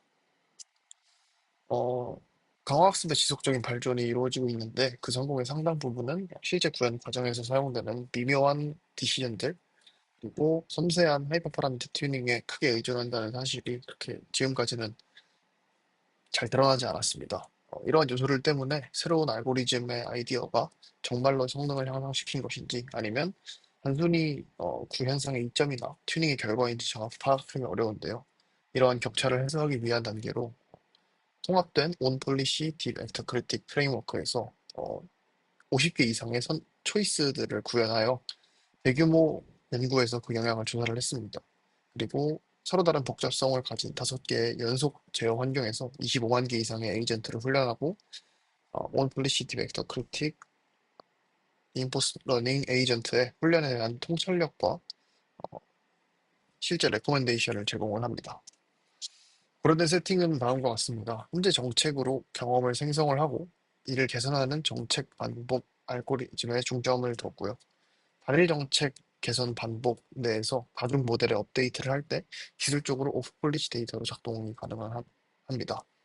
그리고 벤치마크 환경 같은 경우는 오픈 AI 진의 5가지 연속 제어 환경, 뭐 호퍼, 워커, 그리고 합치타 등등을 사용을 했고, 그리고 통합된 온 폴리시티 벡터 크리틱 그레디언트 알고리즘을 보면 기존 연구 및 코드 베이스를 조사를 하여서 로스 펑션 그리고 아키텍처 등 일반적으로 사용되는 선택 사항 및 하이퍼 파라미터의 목록을 작성을 하고 시드 어렐 코드 베이스를 기반으로 어, 이 단일 통합된 온플리시티 벡터 크리틱 그레디언트 에이전트 및 학습 프로토콜을 구현을 하고 대안이 있는 구현 결정 사항들을 추가 선택지로 포함을 했습니다.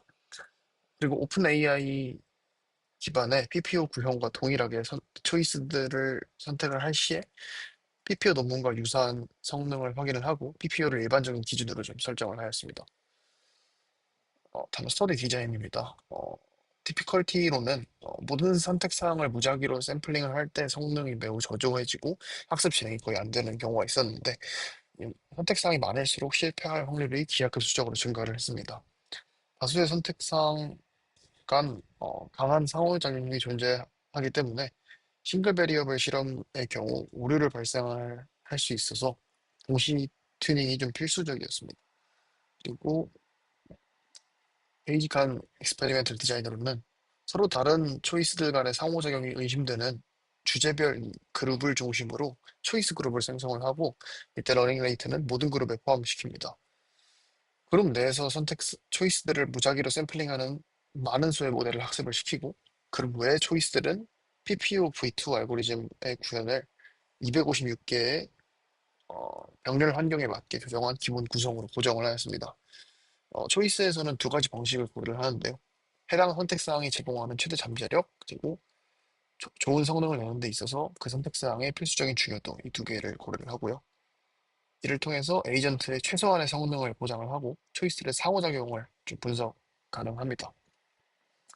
퍼포먼스 같은 경우는 초이스 컨피규레이션마다 3개 독립적인 무작위 시드를 모델을 학습을 시키고요. 학습 과정 중에 10만 스텝마다 정책의 성능을 평가를 하고 이 점수들을 평균을 내서 그 러닝 커브 아래 면적에 비례하는 단일 성능 점수를 좀 산출을 합니다. 이렇게 되면 빠르게 학습하는 에이전트들에게 좀 더 높은 점수를 부여를 할 수 있고요. 3개의 시드에서 얻은 성능 점수 중에 미디언 값을 해당 하이퍼 파라미터 설정의 최종 성능 점수로 활용을 하게 됩니다. 이렇게 되면 학습 과정에서 발생할 수 있는 우연한 노이즈의 영향을 좀 감소를 시킬 수 있습니다. 어, 이 폴리시 로스 펑션은 에이전트가 수집한 데이터를 가지고 정책을 어떤 방향으로 업데이트를 할지 결정한 기준인데요.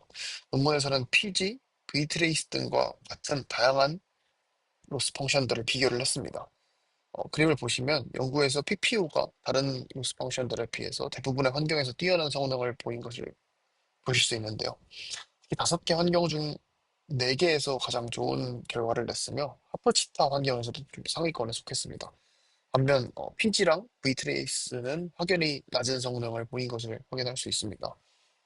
PG나 Vtrace처럼 정책 변화에 대한 제약이 적은 방식은 정책 업데이트가 온폴리시 데이터에 강하게 의존하는 특성 때문에 데이터가 오프폴리시가 될수록 성능이 크게 저하되는 경향을 보였는데요. 이는 업데이트가 너무 급격해서 과거의 데이터를 재사용할 때 발생할 수 있는 베리언스 증가 및 바이어스 문제에 좀 취약하다는 것을 의미합니다. Vtrace는 중요도 샘플링 기반의 오프폴리시 보정을 시도를 하긴 하는데 데이터가 크게 오프폴리시가 될 경우에 이러한 보정의 효과가 좀 제한적이었습니다. 반면 PPO는 트러스트 리전 옵티마이제이션 원리를 그 클리핑 메커니즘을 통해 구현을 하는데 PPO 로스 수식을 보시면 현재 정책 파이 AT 바 ST와 데이터를 수집했던 이전 정책 뮤 AT 바 ST의 비율에다가 어드밴티지인 A hat 파이 T 저거를 곱하는 것입니다. 여기서 클립 함수는 이 정책의 비율을 1 플러스 세타분의 1과 1 플러스 세타 사이로 제한을 하여서 정책이 한 번에 너무 크게 변하는 것을 막아줍니다. 그리고 PG나 V트레이스처럼 정책 변화에 대한 명시적인 제약이 없는 방식과는 달리 PPO는 여기서 이러한 제약을 걸어줌으로써 업데이트의 안정성을 좀 확보할 수 있습니다. 이러한 제약된 정책 업데이트 때문에 덕분에 PPO는 연구 결과 대부분의 환경에서 가장 우수한 성능을 보였고 본 논문에서는 PPO를 기본 그 폴리시로스 펑션으로 추천을 하며 특히 클리핑 스레시홀드를 0.25에서 시작하여서 환경에 따라 조절해 볼 것을 권장하고 있습니다. 다음은 네트워크 아키텍처입니다. 가장 먼저 볼 것은 세퍼레이트 네트워크인데요. 그림을 보시면 아시겠지만 연구 결과 정책을 담당하는 폴리시 네트워크와 밸류 펑션을 담당하는 밸류 네트워크를 서로 분리를 하고 레이어를 공유하지 않는 것이 5개의 환경 중 4개에서 더 좋은 성능을 가져왔습니다. 이는 이제 각 네트워크가 자신의 역할에 최적화된 독립적인 학습을 할 때 더 효과적임을 시사를 합니다. 그리고 다음은 네트워크 사이즈에 대한 내용인데요. 어, 폴리시 네트워크를 구성하는 MLP의 넓이는 환경의 복잡도에 따라서 최적의 값이 좀 달라졌습니다. 너무 넓거나 좁으면 성능이 떨어지는 것을 확인을 했습니다. 반면 밸류 네트워크의 경우 네트워크를 더 넓게 만드는 것이 성능에 손해가 없거나 오히려 유리한 경우가 많았습니다.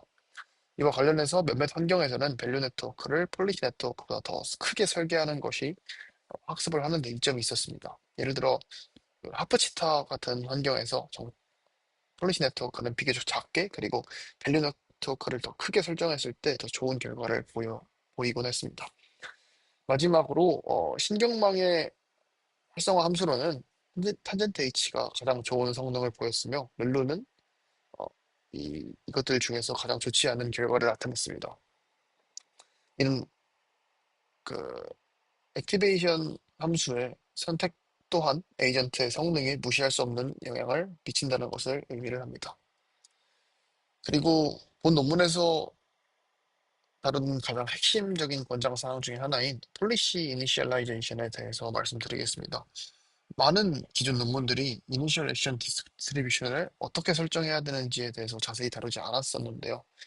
여기서 핵심은 에이전트가 학습을 시작하는 시점에 초기 그 액션 디스트리뷰션이 관측값에 독립적으로 0을 중심으로 형성되고 굉장히 낮은 표준 편차를 가지도록 설정을 하는 것입니다. 어, 피겨 2를 보시면 이니셜 액션 디스트리뷰션이 0.5일 때 대부분의 환경에서 가장 좋은 성능을 보이는 것을 알 수 있습니다. 이 값에 따라서 성능이 굉장히 민감하게 변동하는 것을 확인할 수 있는데요. 이 휴머노이드와 같은 복잡한 환경에서는 이 초기화 방식만으로도 성능이 66% 정도 상승되는 결과를 얻었습니다. 이런 발견을 바탕으로 논문에서 추천하는 그 폴리시 초기화 방법은 딱 두 가지인데요. 첫 번째로 폴리시 네트워크의 마지막 층의 가중치를 100배 정도 작게 설정하는 건데 이게 이제 초기 액션 예측이 관측값에 크게 휘둘리지 않고 0에 가깝게 유지되도록 합니다. 참고로 이 방법은 밸류 네트워크 초기화에는 크게 영향을 미치지 않는다고 합니다. 두 번째로 폴리시의 출력을 액션 디스트리뷰션으로 변환하기 위해서 소프트 플러스 활성화 함수를 사용을 하고 그 입력에다가 네거티브 오프셋을 추가합니다. 이 네거티브 오프셋을 조절을 해서 초기 액션의 디스트리뷰션을 약 한 0.5와 같이 낮게 설정하는 것이 굉장히 중요합니다. 다음은 에이전트 학습에서 안정성에 좀 영향을 미치는 데이터 및 로스 전처리 방법 및 노멀라이제이션과 클리핑에 대해서 설명을 드리겠습니다. 먼저 옵저베이션 노멀라이제이션은 호퍼를 제외한 모든 환경에서 좋은 성과를 냈는데 논문에서는 항상 이것을 사용할 것을 권장을 합니다. 밸류 펑션 노멀라이제이션은 별로 크게 중요하게 생각하진 않는다고 하는데 성능에 큰 영향을 예상외로 미친다고 하고요.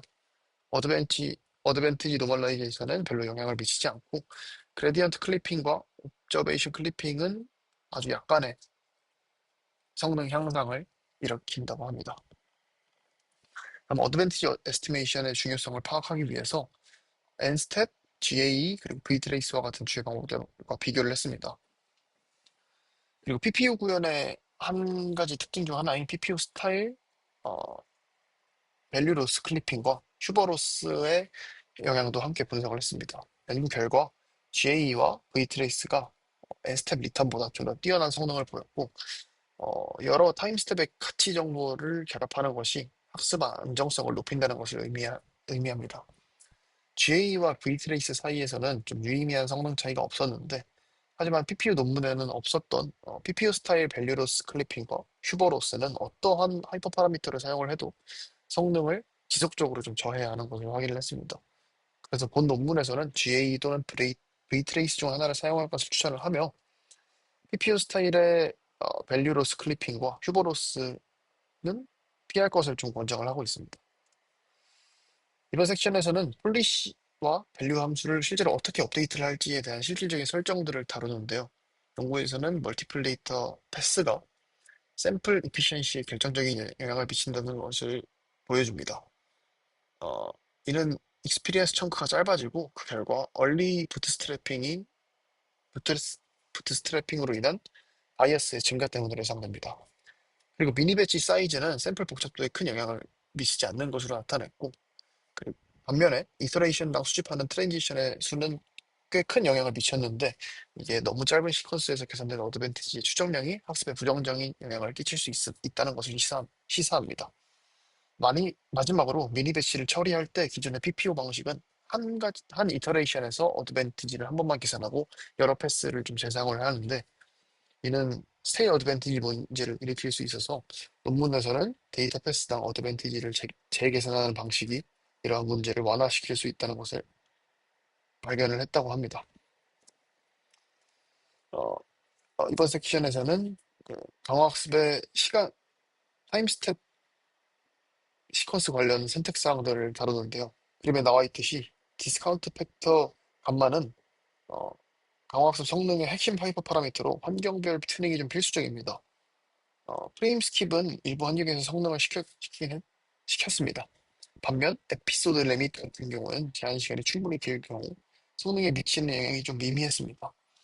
결론적으로 감마는 반드시 튜닝을 시작을 해야 하며 여기서 0.99가 가장 좋은 시작점이라고 하고 프레임 스킵은 특정 환경에서만 좀 고려해 볼 만하다고 합니다.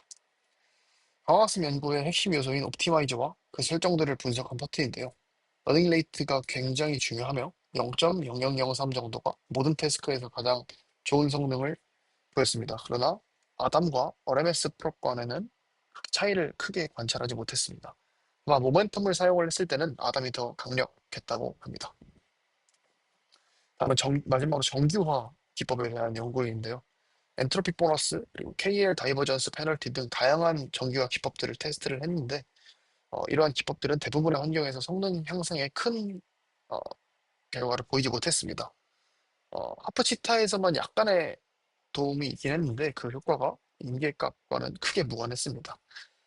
레귤러라이제이션 효과가 미미했던 이유는 PPO 폴리시로스의 함수 자체에 트러스트 리전 특성이 이미 정책 변화를 제한을 하고 있고 세이프 폴리시 이니셜라이제이션을 사용을 하기 때문에 이미 충분한 탐색을 보장했기 때문일 수 있다고 합니다.